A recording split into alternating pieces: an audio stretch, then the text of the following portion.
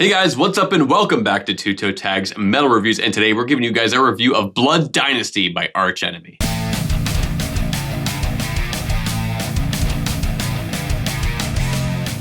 So I suppose this one was a long time coming. We had to delay this review, unfortunately, due to some issues we were running into. However, we are now finally here, back with our final review of this album. And I'm going to open it up by talking about the cover song, Vive Liebe.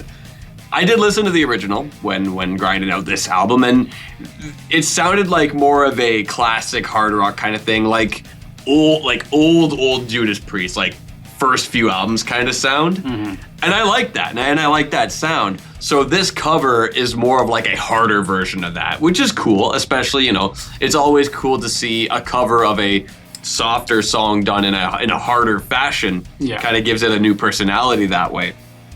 I think this cover is a great pace breaker, a cool song just overall. Alyssa sounds great, and it is one of the songs I would tend to look forward to when putting the album on. I'd be like, yeah, this cover's great, and I think it's in a great spot of the album, and that goes to show that this album is paced well.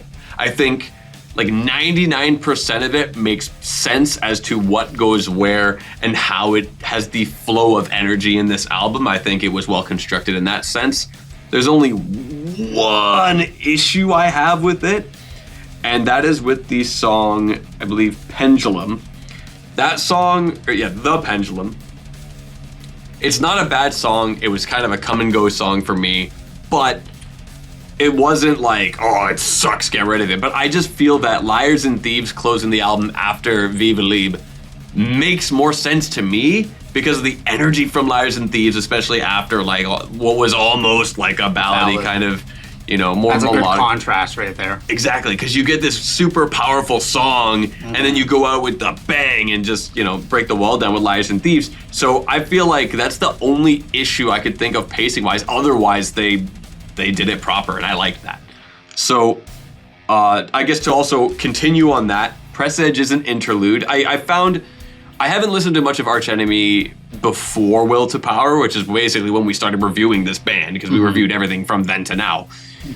They've done an interlude in all three of these albums. From Will to Power up to now, they do an interlude track. And I remember, if I recall correctly, we shat on the one on Will to Power. But this one, I think, is a pretty effective interlude. It's the kind of interlude that doesn't sound like... It's not meant to stand out in the sense of like its own track. It's meant to be straight up an interlude. So it's a bridge. It's a bridge in a sense. It's a bridge, and I think it was an effective bridge. And I like bridges that you don't even notice. Yeah, I agree. Yeah. And so, like another example of that is on "Kin" by Whitechapel. Without You, Without Us. Such a perfect interlude, and it leads right into it, and you wouldn't have even guessed. And it's just like a segue. Yeah, it's a perfectly flowing segue, and I think Press Edge does that job. It's a break from the action. It thematically lines up with the title track right afterward, and it's just by the books a strong interlude. It wasn't mind-blowing, but like it does the job. It does it well. Yeah. So, in terms of other songs that I enjoyed, I think Dream Stealer is still a great way to open the record. I know it kind of blew me away when we reacted to it way back. Mm-hmm. It slipped a little bit from that. It didn't have as much staying power as I wanted, but I still think it's a great way to start an album like this. I think it's just overall like a really good way to kind of basically kick open the door on this album. But I would say the best song for me on this album was March of the Miscreants. I think that syncopated groove was super duper awesome, and I even mentioned that in the first impressions. There were aspects of it that even reminded me of something that, by the likes of Dream Theater, could do. Yeah. The descending riff they're doing in the chorus is very fun. That drum fill in the intro is super duper cool. So it's a track that really notably stands out to me on the record, and it is another track that every single time I listen, I'm like, yeah, I want to hear that one, and it has a lot of memorable and notable moments. Also has some trading solos in it. I like that quite a bit as well. So I know we had some interesting opinions on Paper Tiger, not only after we reacted to it, but when we did our first impressions as well. Okay. I feel like as I was listening to this album, it made more sense to me with this song. It doesn't stick out like a sore thumb as I kind of previously felt in comparison to the rest of the tracks. And it makes sense to kick the energy back up after the title track.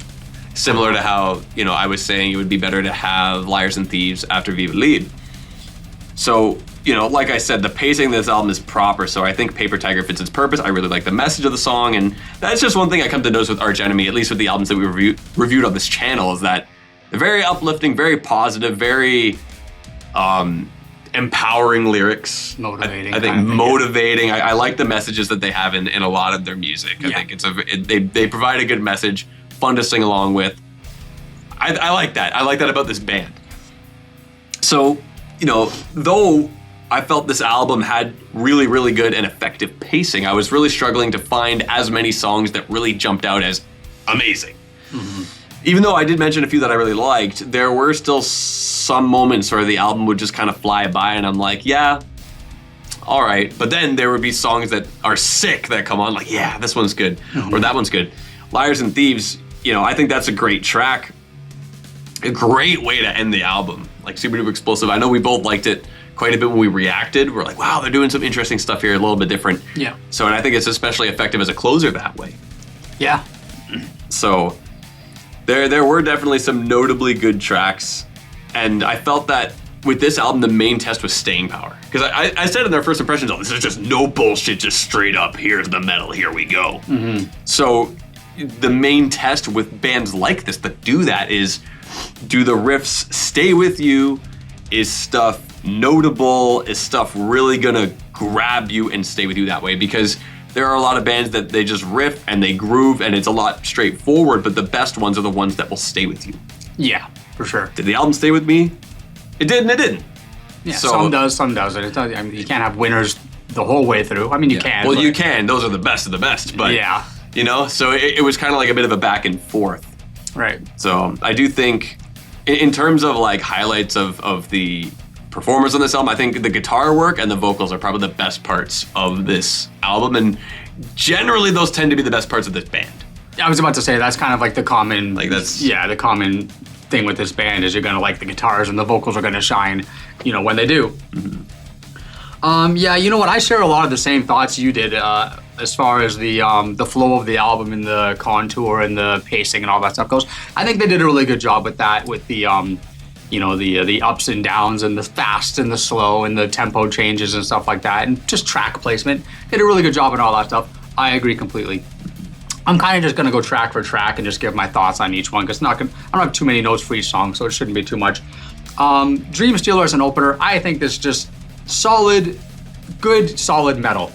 Right? I get behind this song. I think it's great. It starts with the thunderstorm with a big orchestral build, that whole kind of, done before intro, but tried and true. Mm-hmm. My problem with the song is it doesn't really have any great moments.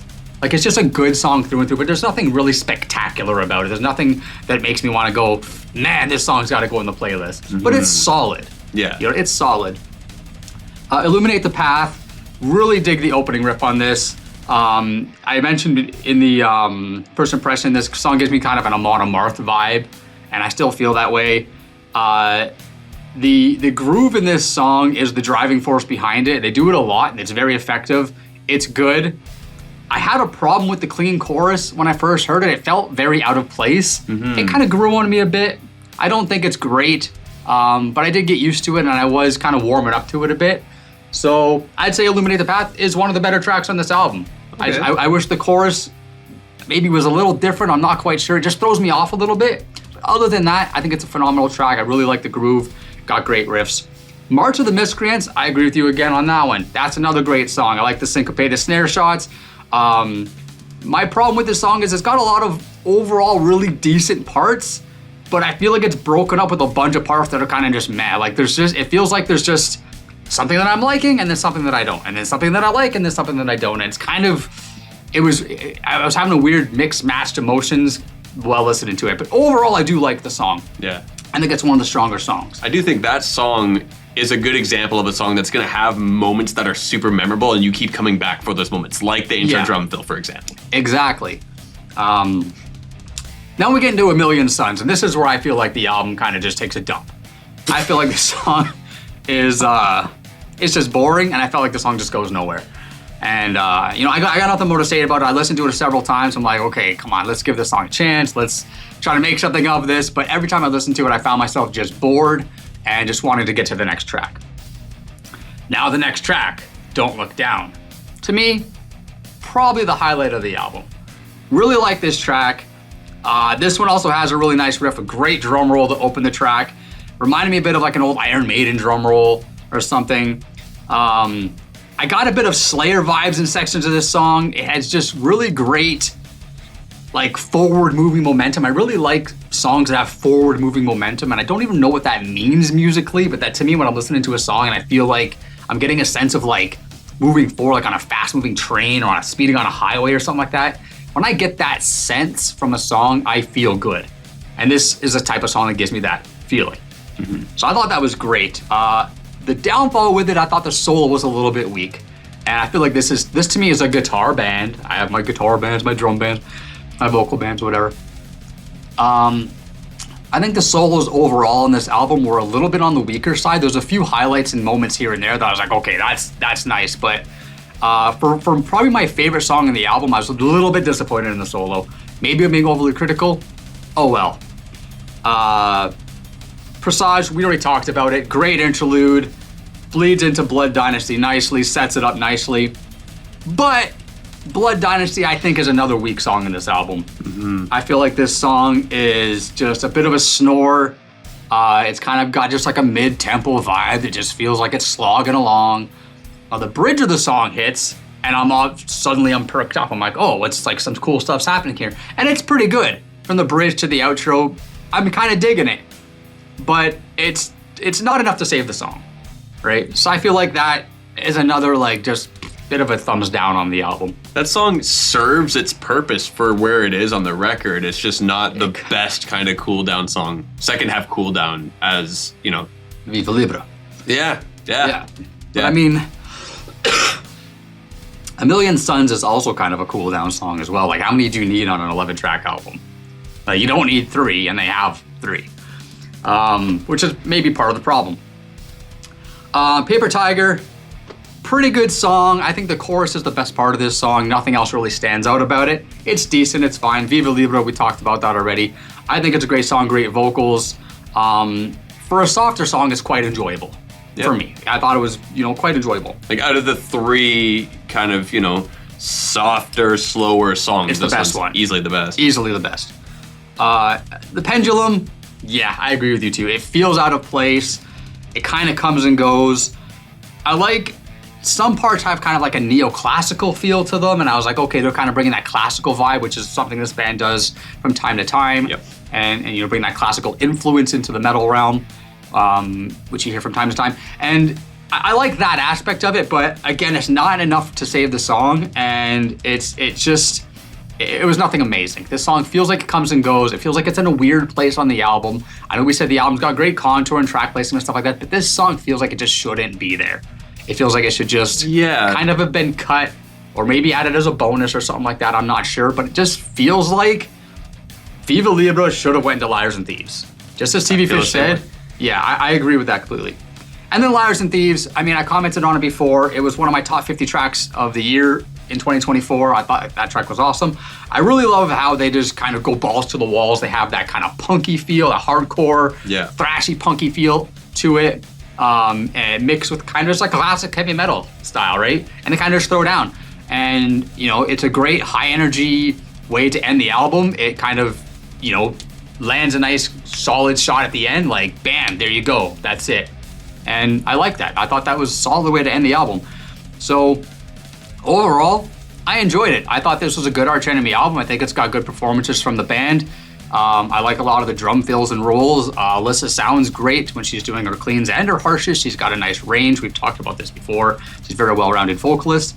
And yeah, the song placement, all that stuff's really good too. So overall, pretty good, but I mean, not perfect. Yeah. Well, with that being said, let's rate this album. And I guess you kind of gave your overall thoughts there, so... Okay, so yeah, my scores, it landed at a 7. I mean, it's a solid score. It's a solid album. And, the songs like Blood Dynasty, The Pendulum, and A Million Suns, they're not bad songs. They just feel like they kind of go nowhere. Mm-hmm. And, if they had a little bit more I don't want to say better writing. That sounds a little bit harsh, but if they had like maybe some little more oomph to them or something, I'm not exactly sure, but they all kind of do the same thing, and I don't think they all need to be there. Maybe that's what the problem is, but either way, they kind of weighed the score down overall of the album. There's a few songs that are really strong and a few that are pretty good, but those 3 songs I think just weigh the score down too much. So it's a 7 for me. That's still a very strong score. It's a solid score and it's a good album, so deserved. How would you like compare this to the last 2 records that we did review? Like in terms of like how you feel. I don't remember my scores for the last 2 albums. But do you remember just generally? Yeah, I remember like I like this band. I think this band's good, but they never blow me away. Like they haven't been able to put out an album that I just fall in love with. There's always something about it that holds me back, or something about it that prevents me from just like really loving it. But they got chops. They got talent. They can write good songs. The riffs are there. It's like kind of like putting all the right ingredients in a pot, but you don't bake it properly. That's kind of what it is. It's just not baked to perfection. It's kind of like undercooked or something, or maybe a little bit overcooked. Okay. Something along those lines. But still solid. I mean, I like them all pretty much the same-ish. I can't remember. Do you remember what my last scores were? If I recall correctly, I believe you gave Will to Power a toe tag, and I think you gave Deceivers like a 5 or something. Like you liked, because what happened is that you really liked Will to Power, and I was kind of bleh on it, and then it was the opposite for Deceivers. I loved that, and you weren't that big on it. So how does this compare to those feelings? Yeah, see, going by just memory, I feel like they're all kind of in the same ballpark. But it's hard to say until I re-listen to those albums. And even if I re-listen to them now, it's a completely fresh take, fresh mind. Yeah. Multiple years have passed. Sometimes you feel different about things when that kind of time goes by. 100%. Like that. So I might feel completely different about those albums now than I did back then. But as of now, right now, Blood Dynasty is landing at a 7. Solid score. For myself, I thought this was a good album, and I've spoken a lot of good about it in this review. That being said, it does not come without issues. I felt that there were a chunk of songs that kind of came and went. It wasn't an album that was really drawing me back really hard for more. There were some moments where it almost felt like a little bit of a chore to listen to, but it still had really strong songs. It still had songs that did kind of pull me back. So I liked it, but it still had a little bit of issues here and there. It's gonna land at a 6 for me. I feel that I liked it more than I liked Will to Power, but not as much as I liked Deceivers. Fair. Anyway, guys, that's all we got for you today. A 7 from Vile Self and a 6 from me. Pretty favorable scores for Blood Dynasty. And we'd like to hear what you guys have to say about this album. So tell us in the comments, what are your thoughts? Now it's been out for, I guess, a few weeks now. Yeah. And let us know what your thoughts are of this compared to the other albums in their discography, the other albums of recent or old school Arch Enemy. We love to hear what you guys have to say about that, and subscribe if you guys are new to the channel. I'm TV Fish. I'm Vile Self. We'll see you guys later.